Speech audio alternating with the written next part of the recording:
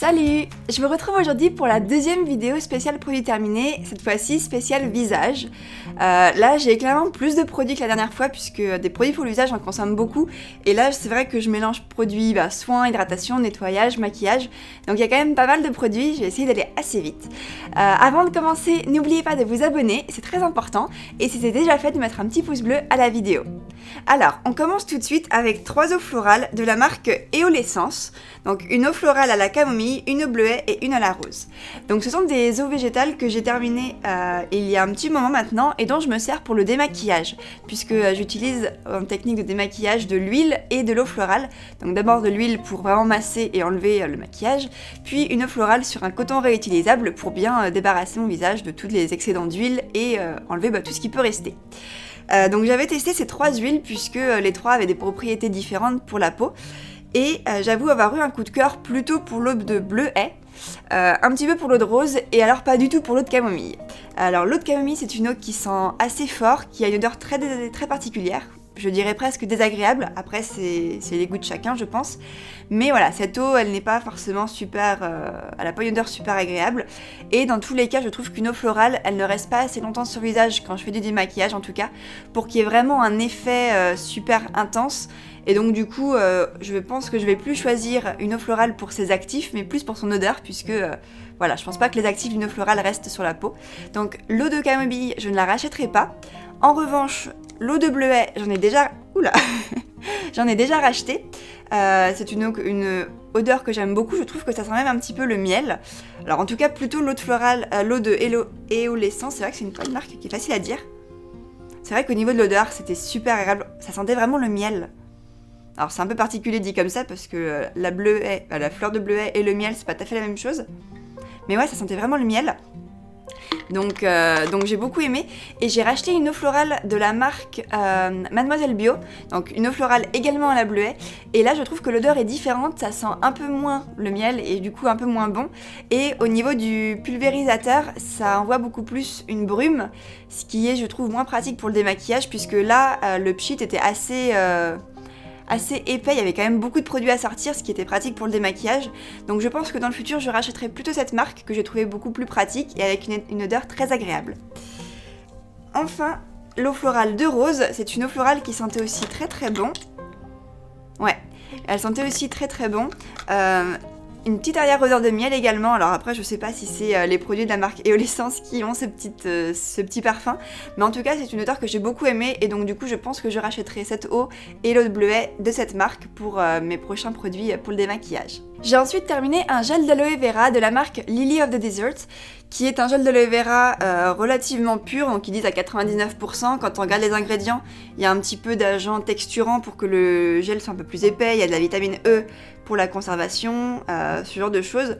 Donc c'est pas un jus d'aloe vera pur, ou un gel d'aloe vera pur, mais c'est un gel que j'ai beaucoup aimé, déjà par sa texture, parce que c'est une texture qui est vraiment gel, qui est un peu collante, qui par exemple quand on l'applique sur la peau, est vraiment agréable, ça fait vraiment une texture crème. Donc j'ai beaucoup aimé cette texture. En plus de ça, l'odeur était très neutre, si je regarde.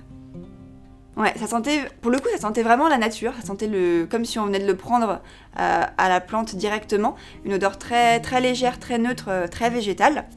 Et en plus de ça, donc le fait qu'il y ait de la vitamine E et peut-être même d'autres conservateurs, il faudrait que je regarde, mais non, je crois que c'était le seul... Ouais, de la vitamine A, de la vitamine C, mais de manière globale, c'était plutôt des choses naturelles, dans tous les cas.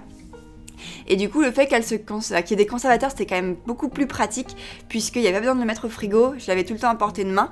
Une texture très agréable à utiliser, sur les coups de soleil par exemple, sur le visage, puisque je l'applique régulièrement le soir avec de l'huile végétale, donc à appliquer c'est beaucoup plus agréable.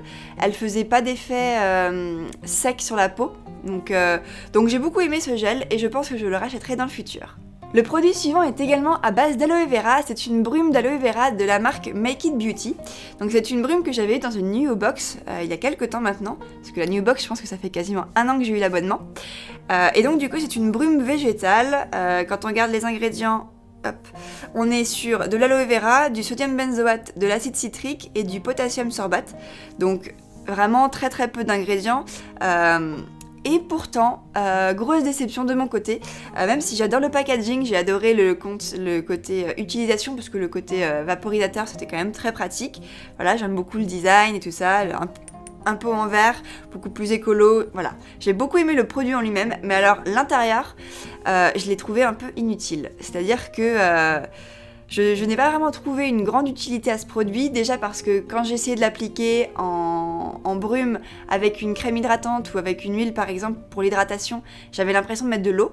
Donc c'est-à-dire que j'ai pas du tout ressenti les effets d'aloe vera comme on pourrait le ressentir sur un gel d'aloe vera où là on a vraiment une texture.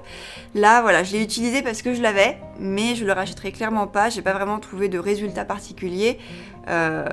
Ok, c'est pratique à utiliser en pchit, mais à part ça, j'ai trouvé le produit plutôt inutile, donc malheureusement, je ne le rachèterai pas. Par contre, j'ai envie de racheter d'autres produits de cette marque, puisque j'aime beaucoup leur packaging, et je sais qu'ils ont quand même pas mal de bons produits, notamment l'huile de thé blanc, que j'ai hâte de tester dans quelques mois. Donc voilà, ce produit en tout cas, je ne le rachèterai pas. Je passe ensuite à une huile, c'est l'huile d'argan de la marque Aromazone. Donc c'est une huile que j'aime beaucoup, que je rachète également assez régulièrement. J'en fais en général des mélanges avec plusieurs huiles végétales pour me faire des petites huiles pour le soir par exemple, pour l'hydratation. Je m'en sers également des fois pour diluer des laits corporels et avoir un lait qui soit un peu plus nourrissant et qui hydrate vraiment bien la peau. J'en fais également des fois des masques pour les cheveux, donc c'est une huile qui est multi-usage, qui est très agréable à utiliser, ça reste une huile végétale assez classique. Au niveau de l'odeur, pas d'odeur quasiment, c'est une odeur très très neutre, hein, une odeur d'huile, mais bon, rien de bien spécial. Donc voilà, un très bon produit que je rachèterai soit chez eux, soit dans une autre marque. Pareil, c'est une huile pure, il n'y a pas d'autres ingrédients dedans, et c'est une huile certifiée bio. Le produit suivant est un masque à l'argile de la marque Cattier. Donc c'est un masque à l'argile jaune et à la mamélisse qui est spécial peau sèche. J'avais également testé un autre masque de cette gamme avec un autre type d'argile et dans les deux cas malheureusement grosse déception. Je n'ai pas du tout aimé ce produit.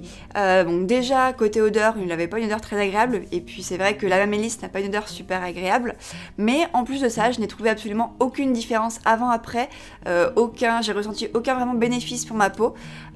Ok, c'était sympa à utiliser après un gommage dans la douche, mais je trouve que voilà, c'était pas super efficace. En plus de ça, quand je le rinçais, si je le rinçais mal, je me retrouvais avec pas mal d'argile sur ma serviette après la douche. Donc c'est vrai que voilà, c'est un produit que j'ai pas du tout aimé, je peux dire que j'ai pas du tout aimé, mais pas eu de coup de cœur, j'ai pas vu d'efficacité, donc je ne le rachèterai pas.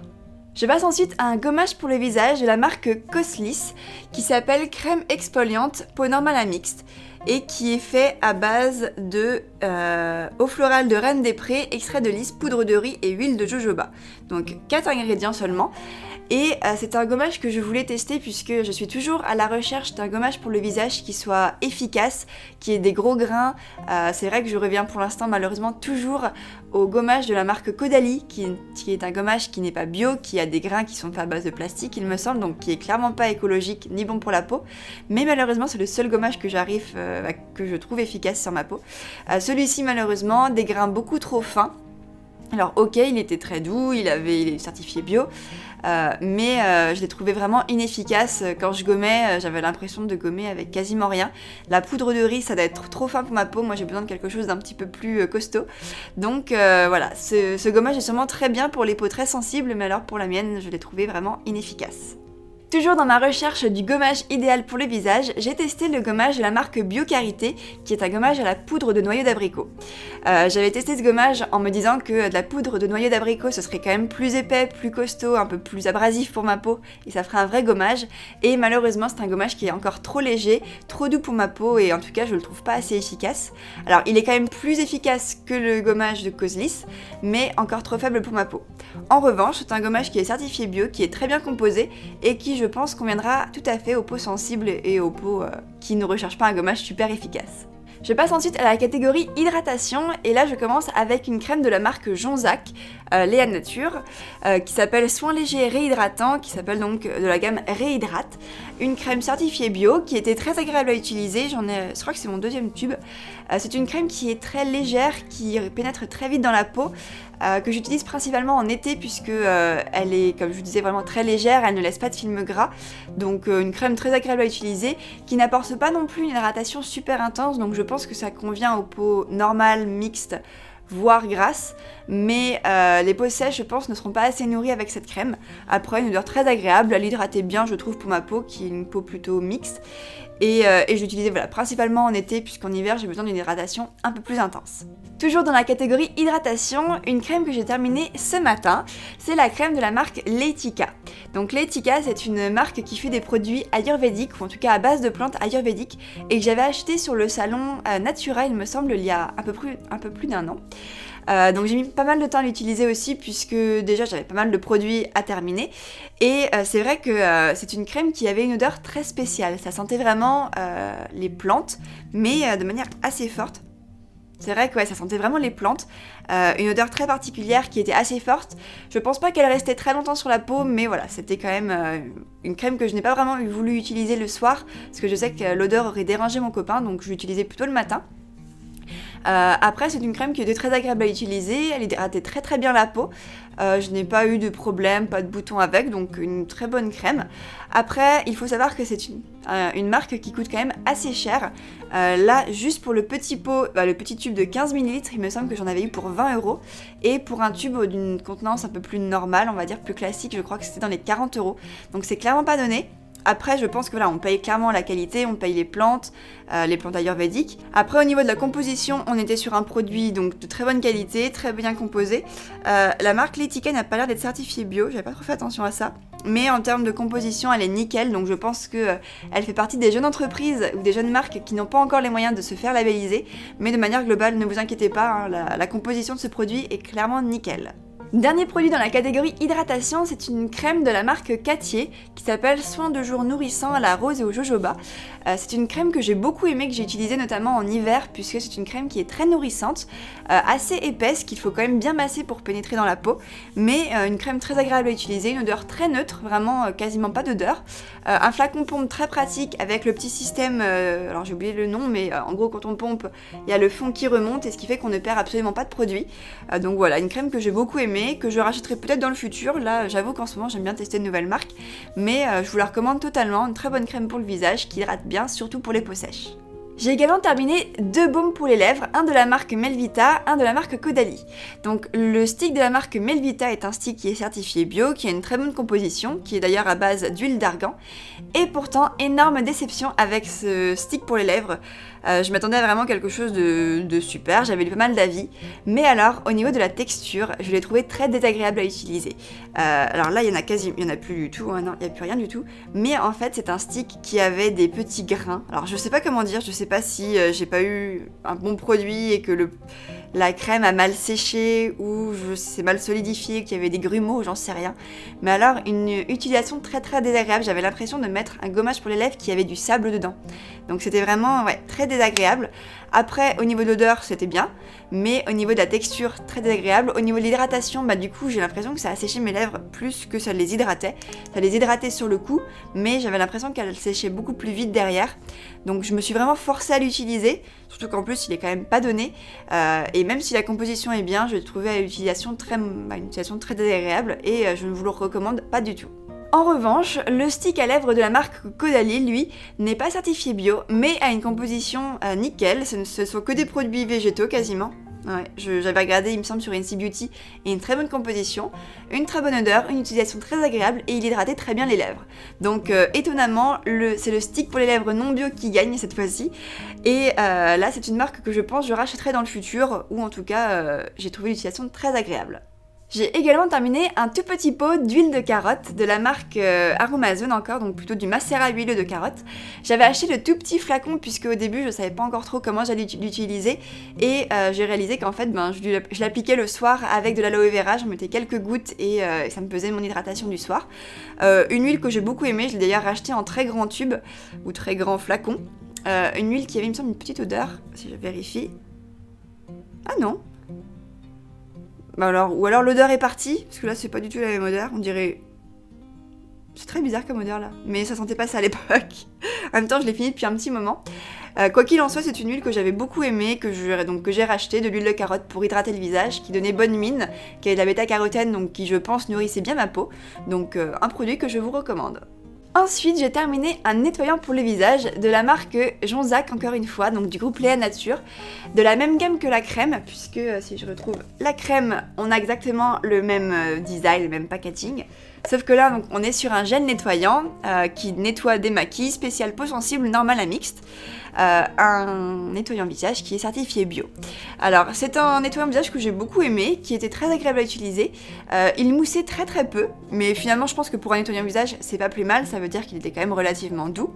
Très agréable à utiliser, un très grand flacon, donc finalement, ça m'a duré quand même très longtemps. Après, bon voilà, un nettoyage assez classique, assez doux. Je n'ai eu aucune réaction allergique particulière. Au niveau de l'odeur, si j'appuie trop fort, le truc il sort. Il en reste encore quelques petits éclaboussures. Ça sentait un peu le produit nettoyant assez classique. Ouais, le savon, une odeur très douce. Rien de bien particulier à niveau de l'odeur. Donc un gel nettoyant que je recommande, qui était très correct et qui était plutôt pas mal, donc je le rachèterai je pense dans le futur. J'ai également terminé un dentifrice de la marque Lavera. Donc c'est un dentifrice à l'échinacée bio et à la propolis. Un dentifrice qui a une odeur très fraîche, très agréable à utiliser, qui lavait bien les dents. Le seul petit bémol que j'aurais à reprocher à ce dentifrice, c'est qu'il ne contient pas de fluor. Et c'est vrai que maintenant j'essaie de me tourner vers des dentifrices qui en contiennent tous, puisque c'est vrai que le fluor est quand même très important pour les dents. Et c'est vrai que voilà, j'essaie donc pour l'instant d'alterner entre un dentifrice qui en a et un autre qui n'en a pas, comme ça j'ai quand même un équilibre une fois par jour. Mais à part ça, c'est un dentifrice qui avait une très bonne composition, qui sentait bon, qui était agréable à utiliser. Donc si vous en cherchez un naturel, je vous le recommande. Pour terminer dans les produits terminés, j'ai quelques produits de maquillage et je vais commencer avec mes 2 crayons à sourcils de la marque Kiko. Donc c'est 2 fois le même, hein. Ouais, c'est 2 fois la teinte 5. Donc c'est un crayon à sourcils que j'achète, que je rachète, que je re-rachète, que j'adore vraiment. C'est un crayon qui est composé d'un côté d'un petit goupillon donc pour brosser les sourcils. Et de l'autre côté, vous avez un crayon donc, que vous tournez, donc là il n'y en a plus. Où en fait vous venez dessiner vos sourcils. Il est très pratique à utiliser, vous ne perdez pas de produit puisque vous n'avez pas à le tailler. Je pense que ce produit est tellement de succès qu'il y a de plus en plus de marques qui sont en train de faire des produits de ce style. J'ai vu à la télé il n'y a pas très longtemps une pub, alors je crois que c'était L'Oréal ou Maybelline ou quelque chose comme ça, qui sort un produit vraiment similaire. Mais moi je continuerai de racheter la marque Kiko puisque c'est une marque que j'aime bien, il ne coûte pas cher et je le trouve très efficace. Toujours chez Kiko et en complément du crayon à sourcils, j'ai également terminé le gel à sourcils, donc toujours de la marque Kiko. Donc c'est un gel qui se présente comme un petit mascara en fait, avec un gel transparent que je viens appliquer après le crayon comme ça pour bien fixer les sourcils. Très pratique à utiliser, pareil je le rachète depuis maintenant plusieurs années, j'en suis très contente et je continuerai de le racheter dans le futur. J'ai également terminé un anti-cerne, cette fois-ci un anti-cerne qui n'est pas bio, de la marque Maybelline, c'est l'effaceur yeux anti-âge. Donc c'est un anti-cerne que j'achète depuis maintenant plusieurs années. J'ai du mal à trouver un anti-cerne bio qui soit aussi efficace, aussi bien. Je l'aime beaucoup, il est très pratique à utiliser, vous avez juste à tourner comme ça pour faire sortir le produit, comme ça vous avez vraiment toujours le produit qui remonte et vous n'en perdez pas une miette. Avec un embout mousse qui est très pratique à utiliser. Voilà, donc je l'ai racheté, je continue de le racheter pour l'instant. Si vous connaissez un anti-cerne bio qui soit aussi bien que celui-là, je suis preneuse puisque c'est vrai que ça reste quand même un produit crème qui va pénétrer dans la peau et qui n'est pas bio, qui n'est pas bien composé. J'ai même pas voulu regarder la composition puisque je sais qu'elle n'est pas bien. Mais c'est vrai que je le trouve quand même très efficace, donc je continue de le racheter pour l'instant. Mais vraiment, je suis preneuse, si vous en connaissez un qui soit aussi bien et qui soit bio, n'hésitez pas à me laisser un commentaire. Alors je termine ma série des produits terminés spécial visage avec une grosse déception et avec un produit qui n'est en fait pas terminé. C'est un mascara de la marque Kiko, un mascara waterproof.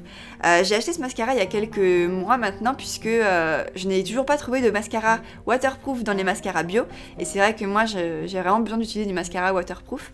Donc j'avais voulu tester celui de Kiko pour changer un petit peu de celui d'Yves Rocher que j'utilise quand même encore. Et vraiment énorme déception avec ce mascara qui je trouve était déjà pas très pratique à utiliser, qui faisait des paquets, mais surtout son gros inconvénient c'est que au fur et à mesure de la journée il séchait et j'avais des morceaux de mascara qui tombaient sur mes joues ici. Donc c'était clairement très moche, c'était vraiment pas pratique, donc si je clignais trop des yeux j'avais plein de mascara qui tombaient ici. Donc voilà, je l'ai pas terminé, j'ai dû l'utiliser je pense un mois, j'ai vraiment essayé, j'ai essayé de l'utiliser avec d'autres mascaras pour peut-être mélanger les produits, tout ça, ça a rien changé. Donc je pense que je vais le jeter malheureusement quasiment plein, mais grosse déception de ce côté-là. Donc voilà, c'était mes produits terminés spécial visage. J'espère que cette vidéo vous a plu. En attendant, moi je vous souhaite une très bonne journée et je vous dis à très bientôt pour une prochaine vidéo. Bye!